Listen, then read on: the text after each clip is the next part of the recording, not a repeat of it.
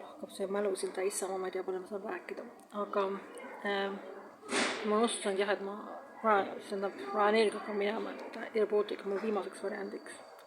Et see on absoluutselt talumatu, mis toimus, see oli täiesti kohutav. Et sa tuled nagu Eestisse ja siis oli mingi meedias oli, et Air Baltic tahab, et Eesti osaleks nendes kuidagi, et läheb, võtaks mingiks ostaks osa neist ära, et oleks nagu Eesti firma ka. No okei, aga sellisel juhul kõik lennud, mis lähevad Tallinnast kuskile mujale ja ei lähe Riigaga Vilniusesse, eks ju, peaksid olema eestikeelse meeskonna. Siis oleks rahvus, eks ju, see lennuliin või lennufirma, eks. Aga kui ei ole, siis võib olla muidugi globalistlik lennufirma nagu Emirates, eks ju, kus ei ole mingit keelevärki, eks ju. Aga vähemalt siis nagu see, et sa tuled nagu Barcelonas lennukisse ja siis stjuardessa, kus hakkad vene keeles rääkima, see on nagu täielik porno. See oli täielik porno, ma ütlesin talle lihtsalt eesti keeles vabandust. Ja siis ma ütlesin inglise keeles sorry, eks ju. Siis ta, I don't speak Estonian.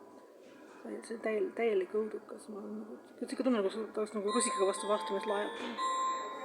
Et see oli kõik allem ja nüüd hakkab jälle mingi 7 lendu Antaaliasse löösitud.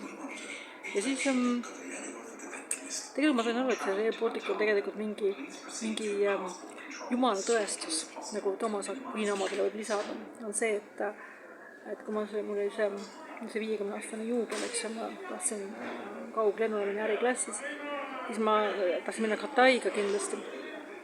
Aga siis hotell läheb Amsterdamis, siis ma pidin kuidagi sinna saama, siis see pakkumine oli, eks ju, Tallinn, Amsterdam, Tallinn, need olid Air Balticuga. Ja need olid tõesti väga head lennud ja ma isegi tegin nii palju videos, ütlesin, et Air Baltic on parem firma kui need lääne suured, eks ju, sest tõesti nii hästi käitusid ja nii kena oli ja kõik oli, toit oli hästi maitsev ja kõik oli nagu fantastiline, kõik oli absoluutselt fantastiline. Ja nüüd on nagu, nüüd ma tulen äriklassis ja nagu räägib nagu vene keeles. Ja siis oli see ka, et kuidas nad suhtusid, eks ju, mul oli nagu 3 inimest, seal oli üks härrasmees oli ülikonnast, seal oli mina ja seal oli mingi vene naisterahvad, eks ju. Vene naisterahvad lobises ja miilustas seal vene keeles ja see oli täielik, ma ei hakka kommenteerima.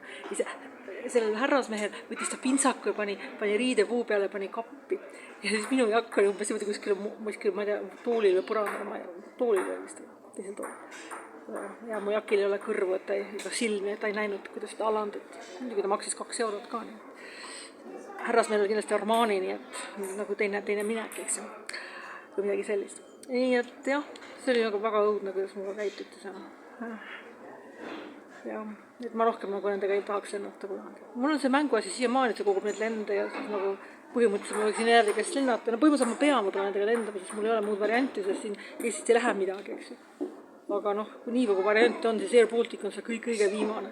Rahvas võtaks Air Baltic, eks ju. Ma täiesti saanud miks. Ja see on nagu, et see oli nagu tohutu nagu kingitus mingis kosmoselt või ma ei tea kellelt, et see, kui ma selle sünnipäeva lennul käisin, et oli niivõrd tore meeskond Air Baltic, kõik oli niivõrd fantastiline. Aga see oli eram, sest eramist ei ole. Ja see, kuidas nagu, ma olen täiesti nagu, ma olen šokis siiamaani, kuidas see sai asi sellise toimima. Ja see oli täiesti päris jube. Ja aga jah, et ma loodan, et lähevad varsti pankrotti. Ja muidu Ryanair on metsikuses kasumites ja Air Baltic on metsikutes kahjumites, nii et väga hea. Ma loodan jah, niimoodi käituda. Siis on meil Balti mingi ühtsus ja kõik Balti, kõik sõbrad ja midagi. Ei ole midagi sõbrad, sellepärast, et see oli ikka mingi, ma ei tea, mis see stjuardess oli, kas see oli lätlane või venelane või kes kurat ta oli, eks ju. Aga see ta tuleb nagu see, ta tuleb sulle juurde, ta hakkas ka vene keeles rääkima, see oli nagu...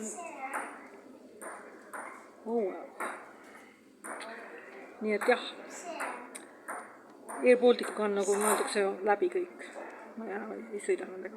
No ma pean sõitma, mul ei ole valikud, ma mingil hetkel pean, aga ma üritan nii palju vältida kui võimalik ja võtta nii palju kui võimalik, et jaanuaris lähen, ma näen Ryanairiga 2 lenda maha.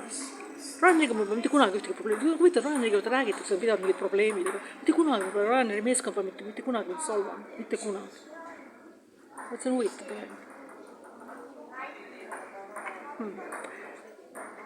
Jah, nii et jah, nägemist Air Baltic. Rohkem ma pean mõnikord lendama, see on nii vastik, aga ma loodan, ma vältida. Et hakkab selline teine poliitika.